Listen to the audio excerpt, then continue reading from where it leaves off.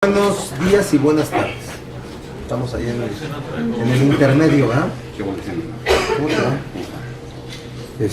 Bueno, yo me permití pedir que pudiéramos platicar porque evidentemente hay temas muy sobresalientes en la agenda nacional que requieren la opinión del grupo parlamentario, de las senadoras, de los senadores, y son tres. La evidente liberación de los militares detenidos, el caso Florán Cassés y la resolución que va a dictar la primera sala de la Corte, y el caso del IFAI. Para esos tres temas me permití invitarlos a platicar y tomar nuestra posición. Bueno, yo sí comparto que la estricta aplicación de la ley debe ser el comportamiento, la obligación ética, moral de toda autoridad que administra la justicia. Y comparto que quien esté procesado, detenido o no, dependiendo del delito que cometa, su caso debe ser resuelto buscando la verdad material, es decir, aquella que encuentra la realización de los hechos, no la acreditación de una verdad formal, que es la que se determina mediante pruebas que pueden ser recibidas ante una autoridad ministerial, Ministerio Público, constituidas ante una autoridad judicial y que formen una verdad formal que se desaparte de los hechos reales, que se llama verdad histórica o verdad material. La figura de testigos protegidos, como la figura del arraigo, requiere de una revisión urgente para poder inclusive desaparecerla del proceso penal mexicano. El caso de los militares detenidos, sobre todo del que mayor real se ha tenido en la referencia del general de división Tomás Ángeles Daguare y del brigadier Roberto Daue González, pero son 6 casos, vemos que evidentemente se está enrutando a una sentencia absolutoria, porque de las notas que ustedes presentan en los diarios hay una instrucción que va a ser cerrada y después de la instrucción vendrán las conclusiones y después la sentencia. Pero si no, se podría establecer un procedimiento de libertad por desvanecimiento de datos. Pero evidentemente la ruta es de su liberación. Pero yo no vine a reflexionar con ustedes de las razones legales o jurídicas para cómo puede resolverse, sino una visión política de esto. Nosotros observamos que este gobierno intenta provocar lo que he dado a llamar la reconciliación del gobierno y su partido con el ejército. La percepción que se tiene es que el gobierno anterior, entre las cosas que descompuso, fue la convivencia dentro del propio ejército. Porque perfectamente identificamos que esta averiguación tuvo que ver con una pugna dentro del ejército, en el que pudo estar inclusive la ruta de quién podría ser el nuevo secretario de la defensa para este gobierno, cualquiera que hubiera sido el resultado. Eso hay que verlo con mucho cuidado. En el PRD respetamos la institución del ejército, pero también no estamos de acuerdo en que se reinstale la idea de que el ejército es uno de los sectores del PRI y que por tanto la labor de este gobierno es la de provocar un ambiente de una institucionalidad muy priista en el que se sientan obligados a crear la reconciliación de una institución tan respetable, lo enfatizo, y tan importante como es el ejército. Que la justicia se aplique, que desaparezcan la figura de los testigos protegidos, del arraigo también lo agrego, pero que se resuelvan las cosas en estricto apego a la ley y no como una ruta política, que podría ser este el caso. No estoy queriendo insinuar ninguna responsabilidad de alguien, de alguno de los generales detenidos. Estamos observando una vinculación entre política y administración de justicia. Y por tanto hay que decirlo. Sí es inusual que la autoridad persecutora del delito, el Ministerio Público Federal o local, promueva, que debe ser su obligación porque son autoridades de buena fe, promueva directamente, haga una manifestación de que fue imposible corroborar las declaraciones o los señalamientos de los testigos protegidos. Es inusual en el proceso penal.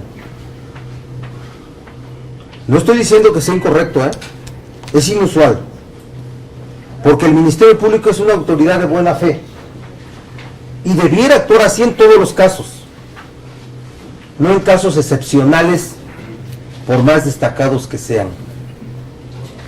El caso más importante para una persona es el que sufre, aunque la persona sea la persona más sencilla de todos los mexicanos o mexicanas. Entonces, es un hecho político sobresaliente del cual tenemos que dar opinión nosotros, y esa es la opinión que yo vierto respecto de este caso. Abordo los otros 3 temas y después me preguntan. Sí. ¿Les parece? Caso Florán Cassés. Primero, ¿de dónde saca la Corte el fundamento para filtrar o entregar los proyectos de una sentencia? ¿Dónde está la atribución de la Corte para ello? No existe. Y lo digo no en el término de estar en contra de la transparencia, pero la transparencia en asuntos de resoluciones judiciales se constituye una vez que hay una sentencia definitiva y ya hay un comportamiento irregular de la Corte de entregar los proyectos que serán discutidos en sesiones que van a celebrarse de manera inmediata. Lo hicieron en la primera, cuando la Corte por primera vez sesionó para este caso, ¿recuerdan, verdad? Y se instalan verdaderos juicios públicos sobre el contenido de los proyectos de las sentencias de la Corte, de las salas de la Corte, en pleno o en salas. Y se dan todo tipo de opiniones. Tal parece que se hacen con el objeto de medir el impacto social. Y una autoridad que tiene a su cargo la administración de la justicia debe de actuar bajo 2 reglas. Debe de resolver al margen de todo temor y de toda duda. Cuando se dice la justicia, quien la dice debe de estar sin dudas de lo que va a resolver y sin temores de las presiones o del impacto que provoque su resolución. Es una primera observación que yo hago sobre ese comportamiento que no encuentro fundamento, y la autoridad solo puede actuar cuando tenga fundamento para ello, en entregar los proyectos de las resoluciones que va a resolver. ¿O será que solamente lo hace en estos casos, no? Y le repito que es con la forma de ver cómo medir el impacto de las resoluciones.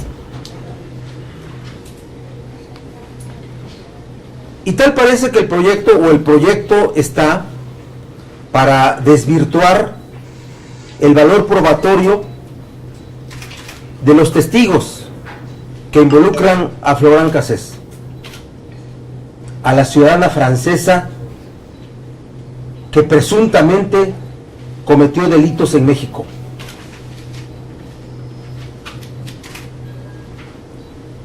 Si el proyecto se resuelve así, estaremos en presencia de una inocente que fue injustamente detenida con pruebas falsas, o también en presencia de una culpable que sale liberada por defectos en la constitución de las pruebas en su contra por parte de las autoridades investigadoras, o una inocente que fue detenida injustamente todo este tiempo, o una culpable que se va por errores en el proceso legal en su contra. Y en ambos casos, si es así, la autoridad persecutora de los delitos, en concreto la PGR, debe instalar investigación y procesos penales contra quienes fueron los responsables de ese indebido proceso legal, o ese proceso legal erróneo y de mala fe, y que afectó los intereses no solamente de Florence, sino de la sociedad. Porque la autoridad investigadora es el representante social, así está concebida, el representante social. Y la última observación de ese tema: igual interés para todos los casos de migrantes, como los que sufren nuestros hermanos centroamericanos en el paso por el territorio nacional, o de cualquier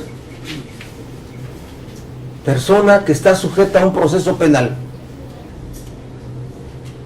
y no hacer distingos sobre quién es el procesado, para que en esa proporción, que sea el interés de la autoridad sea directamente proporcional a lo sobresaliente o al origen o a la nacionalidad de la persona involucrada en la investigación. Hace un rato que decidí invitarlos a platicar, me acordé de un caso. Yo siempre cuento cosas de historia. ¿Recuerdan la historia del 41 famoso? Del yerno de Porfirio Díaz, que hace una fiesta donde se visten de una forma distinta a las de su sexo. Es detenido y hay 41 detenidos, uno de ellos el yerno, y le llaman el 41, por eso al yerno, y por eso esa circunstancia de que el hombre, cuando pasa por esa edad, debe de mejor contar entre 40 y 42 sin pasar por 41. Y entonces el 41 no era el yerno, era un cocinero francés que fue el que sirvió la cena. Y la noche de la detención van todos 40 bailarines, porque eran 40 parejas. Acuérdense de eso. 40, eran 20 parejitas, ¿sí? Más uno, el cocinero francés que sirvió la cena. ¿Quién lo sacó? Pues lo sacó su embajada y se consiguió toda una investigación y Porfirio Díaz tomó especial interés por eso y en todas las épocas del mundo y en todos los países del mundo los extranjeros presumen su nacionalidad para ser tratados bien, ¿no? Los americanos son muy galos en eso, ¿verdad? Bueno, yo quiero igual trato para todos los migrantes, igual trato para todas las mexicanas y mexicanos. Perdón por el brevario cultural.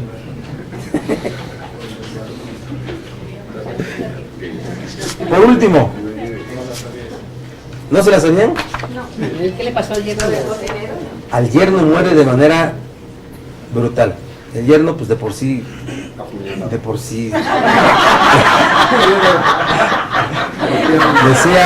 decía mi papá que era ranchero, le gustaba el tlacuache asado y la Coca-Cola caliente.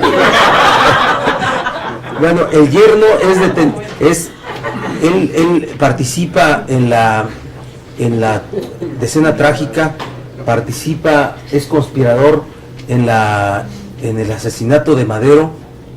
Él presta el coche en el que es trasladado Madero de donde estaba detenido en Palacio Nacional a Lecumberri, ¿sí? Él está vinculado y cuando ya cae Victoriano Huerta y Zapata entra aquí a México, lo detiene a pesar de que Zapata fue un labriego de su hacienda, ¿sí? Es detenido y cuando es detenido y ven que Zapata entraba, salía, se lo llevan a Morelos, ahí lo detienen, le hacen todo tipo de abusos, la tropa de Zapata y su esposa Delfina Díaz paga mucho dinero por liberarlo, se lo entregan en Veracruz y muere en Nueva York. Ya no se repone nunca más de la condición de salud que le provocó su detención. No lo acabo de leer, me lo sé eso.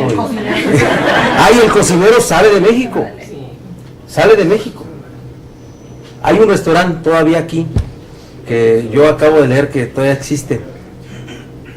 Luego les digo, ese sí no me acuerdo el nombre del restaurante que instaló después y se volvió así como es el viejo restaurante el que está aquí en Londres. ¿Cómo se llama este? No, el que está en Londres, el Bellinghausen, que tiene una historia también. Ya les dije que yo soy un provinciano que desde antes leí historias de la ciudad. Y entonces, el último caso, el del IFAI, enorme preocupación para la vida institucional de México, debe ser lo que está ocurriendo en el IFAI.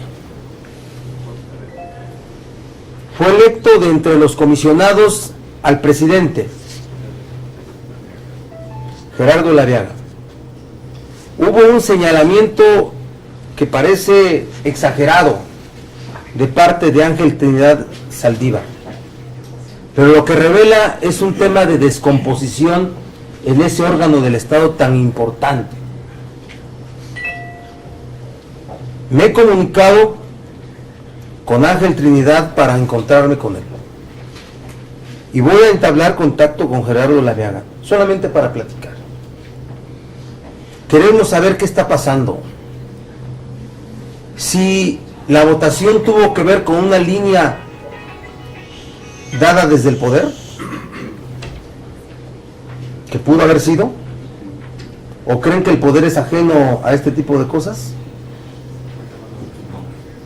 y en ese caso estaremos en la presencia de que el poder empieza a querer controlar todo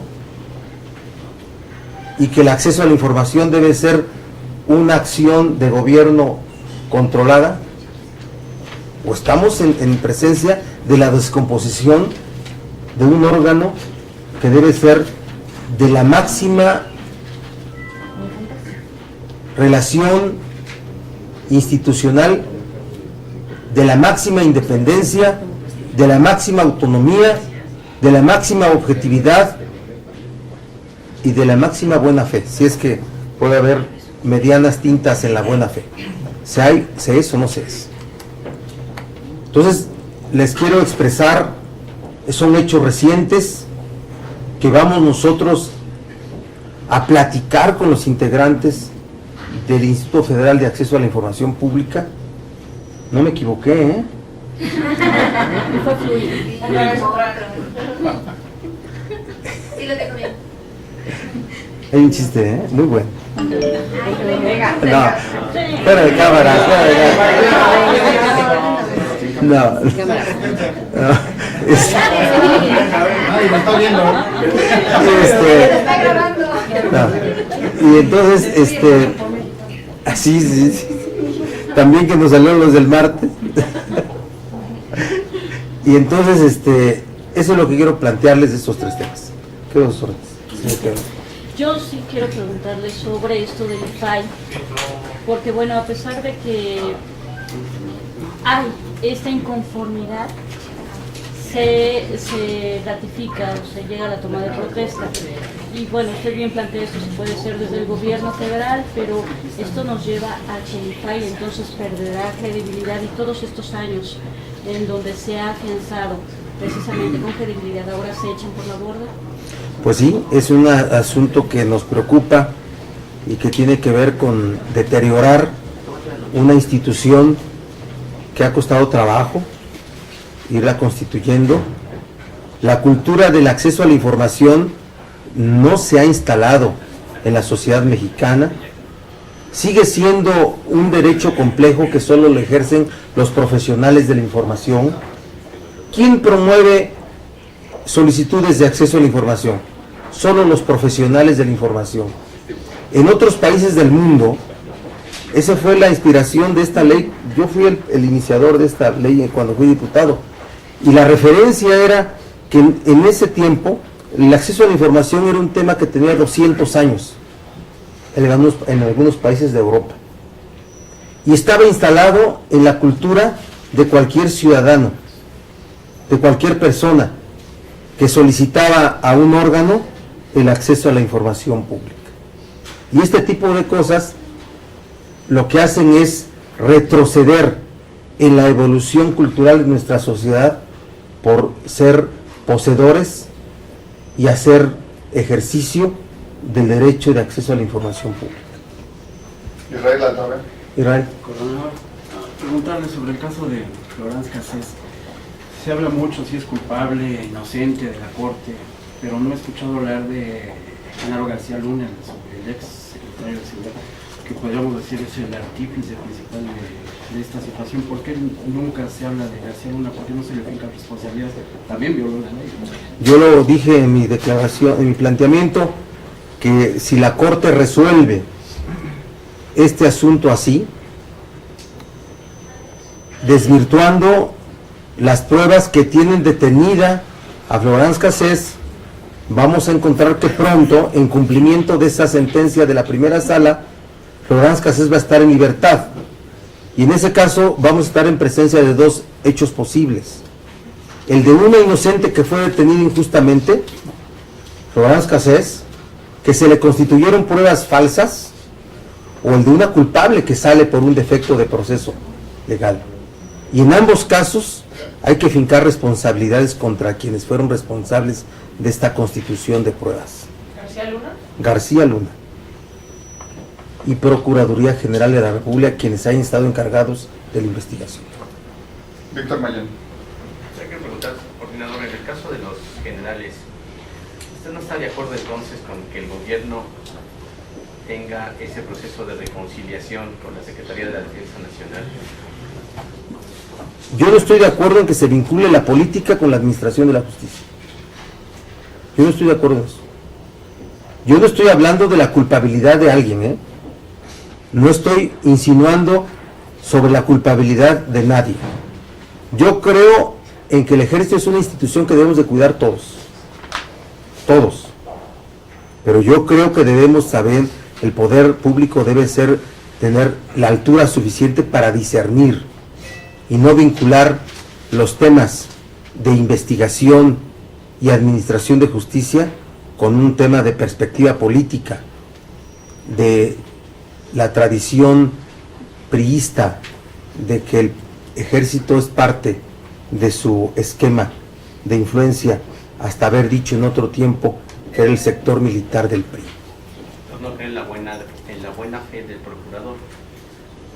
Yo creo que dije yo, y lo reitero, que el Ministerio Público debe ser una institución de buena fe, porque es el representante social, que es verdaderamente inédito que en un proceso haya un escrito de parte del representante social para decir que no se corroboró ninguna prueba de las que se constituyeron para procesar, en este caso, a los militares, ¿sí?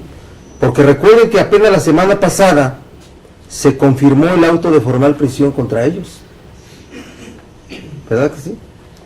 Y entonces quiero dar mi opinión sobre esa percepción política, porque ya no estamos en el tiempo en el que todo se aplaudía como decisiones verdaderamente políticas. ¡Qué bien! ¿Cómo saben hacer política estos muchachos? ¿Sí? Aplaudir que el poder hay que rodearlo de elementos de adoración, casi barrocos. No. Y es otro tiempo, hay que hablar con mucha claridad y repito, sin insinuar la responsabilidad de los detenidos.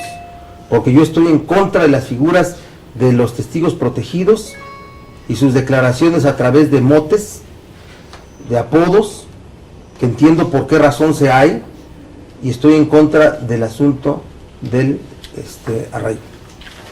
Jaime Contreras Arcelo. Oiga, senador, yo quisiera también puntualizar sobre el punto. En plata, el PRD irá o demandará directamente a las autoridades contra Genaro García y contra el procurador Chávez, que en ese tiempo era el responsable de esas detenciones.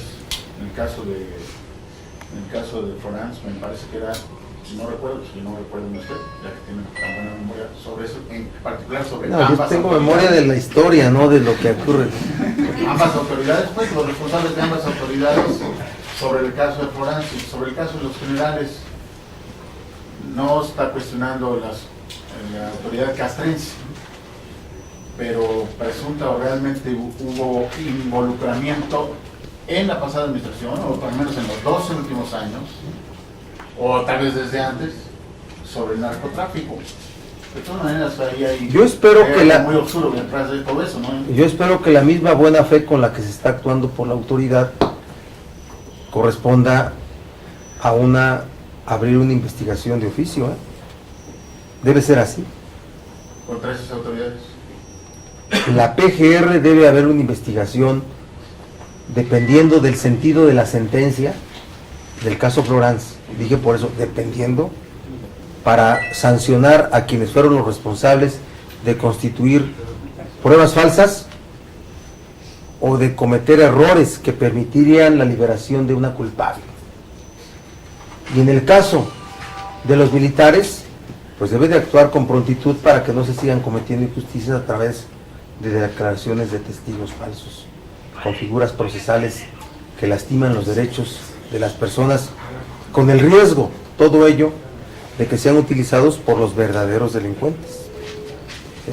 Pero no quiero constituir una declaración, el PRD, no la quiero constituir. ¿Sí? Hay que ser cuidadosos, si no solamente declaraciones lacrimógenas que no ayudan a la seriedad del tema. Senador, yo en el mismo caso de los generales, preguntarle qué elementos tendría para inferir que hay una vinculación política, y también preguntarle sobre si también tendría que haber sanciones contra la titular de la PGR, Marisela Morales, porque Milenio ha documentado que uno de los ministerios públicos habló con la Barbie para acusar a estos generales, ofreciéndole beneficios en su condena y para inculparlos, y ahora vemos que dice la PGR no había elementos para procesarlos. Bueno, me preguntas qué elementos tengo para tener esa percepción política. Es eso, percepción política, ¿sí? Son mis elementos. Está a la vista que el gobierno está en una estrategia que no es que se deba calificar de incorrecta. Reconciliación entre el ejército y reconciliación del ejército con el priismo o el gobierno o el oficialismo, pues, ¿sí? La vemos que está así. Vemos un enrutamiento, ¿sí? porque de otro la posición hubiera sido esperemos que la autoridad resuelva, ¿sí? Así es que esa es la referencia por lo que yo hago. Ustedes de manera destacada ponen hechos y nosotros reaccionamos y todos formamos el debate público. Esa es la noticia, así es la coyuntura, ¿verdad? No somos investigadores, los investigadores son ellos, es la autoridad que tiene competencia sobre eso, ¿sí? Entonces es un debate público que instalamos y evidentemente hay una situación con esa ruta. Angie, ¿cuál era la otra parte? Sí, tendría que también sancionarse la procuradora Marisela Morales por este asunto de haber, en caso de que resultaran inocentes, haber montado también un caso así. Y me queda una duda, al principio usted mencionaba que alguien tuvo la culpa de estas diferencias al interior del ejército por la sucesión en la Sedena. ¿Quién sería el responsable? ¿Peña, que no eligió al secretario en su momento, o Felipe Calderón, que lo dejó correr? No, estos hechos vienen antes del proceso electoral. Y lo que ustedes escribieron en su tiempo fue que un general tan prestigiado como el general Ángeles, con una acusación tan grave, tenía que ver con un asunto de conflicto interno, ¿sí? Eso yo lo leí con ustedes. Forma parte de los elementos que rodean el hecho. ¿Cuántos procesos penales se concluyen con eras inocente? Y las pruebas que se constituyeron para la acusación no se corroboraron. Porque la Constitución es la frase correcta, ¿sí? ¿Cómo se constituye una prueba? Cuando se perfecciona. Una declaración de un testigo sirve como elemento para una acusación, sirve como elemento, dos testigos, declaración uniforme de dos testigos, sirve como elemento para una acusación, una consignación, sirve como elemento para dictar una orden de aprehensión, puede servir como elemento para dictar una formal prisión, pero puede no ser suficiente para dictar una sentencia. Entonces la autoridad responsable va constituyendo sus pruebas, y constituir significa perfeccionándolas. Y la defensa, ¿qué está haciendo?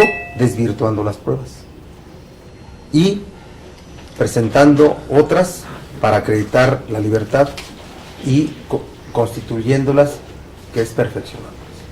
¿Cuántas sentencias se concluyen diciendo, perdón, usted era inocente? ¿Y qué pasa con la responsabilidad del Ministerio Público en ese caso? Ahí se queda, ahí se queda. Podría no cometerse ningún delito por parte de una autoridad que actuara con ese exceso por defectos o falta de previsiones legales. Podría. No quiero comprometer más su opinión en ese sentido, porque vuelvo a repetir, no he dicho aquí que el PRD va a acusar a alguien, estoy dando una opinión en un debate público. ¿Cabría en este caso la aplicación de la ley de víctimas siendo víctimas del Estado si fueran liberados? Pues sí. Vamos a ver quién les puede pagar. Senador, más allá de si el PRI quiere reconciliarse con el ejército, ¿no es grave que el gobierno de Calderón hubiera montado todo este proceso solo para fastidiar a los generales que eran cercanos a Peña Nieto? Esa sería una. Yo creo, y la otra, bueno, si quiere. Yo creo que el gobierno de Calderón en un periodo no menor ya no tenía coordinación de muchas áreas y comenzaron a ocurrir un conjunto de cosas que veía la descoordinación o la descomposición de ese gobierno, y puede ser uno de estos casos, ¿sí? Puede ser. O sea, ya no había coordinación entre la Procuraduría, entre la Secretaría de Seguridad Pública, entre el Ejército en sus actividades de persecución de delitos que constitucionalmente no las tiene, ni la Marina. Por eso cuando ellos actúan dice, somos nosotros coadyuvantes, ¿verdad? Ese es su argumento, ¿verdad? Cuando en realidad son investigadores, son persecutores y son ejecutores, ¿sí? Entonces creo que no había una coordinación útil ya en esas áreas y se provocaron muchas cosas que salieron fuera de control y que afectaron la imagen institucional de esas dependencias. Y por otro lado, en el caso del IFAI, ¿no tiene responsabilidad el Congreso en todo lo que está pasando? Porque desde que el entonces presidente Calderón designó a La Vega como comisionado, hubo muchas críticas y cuestionamientos a que alguien así pudiera llegar al IFAI. Y ahora al parecer lo ponen como presidente pese a todo y a la actuación que, según comentó el otro comisionado, es bastante mala. Lo tachó de flojo y de que tiene resoluciones pendientes. Pues ahí el Congreso, habría también que valorar qué está haciendo el Congreso que permite pasar ese tipo de nombramientos. No tenemos facultades para citar a evaluar las acciones del IFAI. Tenemos facultades de control y por tanto sí podemos nosotros meternos en lo que evidentemente hay una situación de, no quiero decir descomposición, pero sí de funcionamiento inadecuado. Para mí lo que hay que conocer es si la designación de La Viega tiene que ver con una instrucción de alguien fuera del IFAI, o conocer si fue parte de una dinámica de los propios comisionados que han votado en favor de alguien. ¿Me explico? O sea, el argumento de que se duerme y que que es flojo, se me hacen cosas personales que como adjetivos deben de utilizarse con mucho cuidado, ¿no? No denotan más que rivalidades personales, ¿sí? Pero hay que ver cuál es el origen de la decisión de la presidencia del IFAI. Si es línea de afuera, que puede ser hasta de los propios que tutelaron el nombramiento de esos comisionados, o si es una dinámica del propio instituto, pero de todas formas dañan la imagen de la institución y dañan la imagen, dañan la evolución de lo que debe ser la cultura del ejercicio pleno del derecho de acceso a la información pública, que eso es, a lo mejor no me explico como debo, pero es un asunto que tiene que evolucionar en la sociedad, tiene que evolucionar. En otros países, les voy a repetir, son temas de hace 200 años, y aquí tenemos 10 años con tumbos, con rediseños. Recuerden que aprobamos una reforma constitucional que apenas va a la Cámara de Diputados y que recambia la forma como se integraría el Instituto Federal de Acceso a la Información Pública Gubernamental, mejor conocido como IFAI. No dije iPhone, Claudia Guerrero. Senador, dos preguntas. ¿Qué esperarían de la resolución del IFE en el caso Monex? Esa sería una. Y la otra, en el tema de la deuda de los estados, la bancada del PRD del Senado va a esperar el proyecto que está elaborando Hacienda, va a participar en la elaboración de un proyecto de todas las fuerzas políticas en el marco del Pacto por México, van a presentar su propio proyecto, ¿cómo? El día de mañana Armando Ríos Peter presenta una propuesta sobre este asunto y no me gustaría hablar de ella porque pues también... Pero han ido ustedes por su lado, me refiero. Nosotros en cada tema vamos a presentar una propuesta. ¿En la permanente? Va mañana a presentarse en la permanente. Pero en cada tema vamos a presentar una propuesta. Nosotros lo que después del martes, para que no quede como fotografía, tenemos que diseñar una ruta para que el Senado participe en la construcción de las propuestas del pacto. Como Cámara. Como Cámara. Las bancadas deben de resolver sus ajustes con sus direcciones, pero el Senado tiene que, de manera institucional, participar en la construcción de las propuestas. Pero eso, repito, no significa que cuando lleguen acá al Senado las propuestas solamente se desahoguen como un asunto de formalidad. Hay que ejercer plenamente la obligación constitucional de legislar. ¿Se puede construir un escenario tipo la reforma del IFAI, que se nutrió de distintas... Sí, o sea, nos reservamos ese derecho. Y nos reservamos el derecho también de adicionar, modificar los temas del pacto. y nos reservamos el derecho de influir en la calendarización de su tratamiento. Eso que quede perfectamente claro y entendido. Y si no se da ese tipo de cosas, pues estaríamos en la circunstancia de que lo del martes solo fue una fotografía de un grupo de cuates, ¿sí?, que se llevan muy bien, ¿verdad? Pues tiene que ser así. ¿Cuál es el arranque de tu pregunta, Clau? Caso Monex, ¿qué esperaría? Caso Monex. Bueno, nosotros igual ya se dio a conocer cuál puede ser el sentido del dictamen que vote el IFE, el Consejo General del IFE.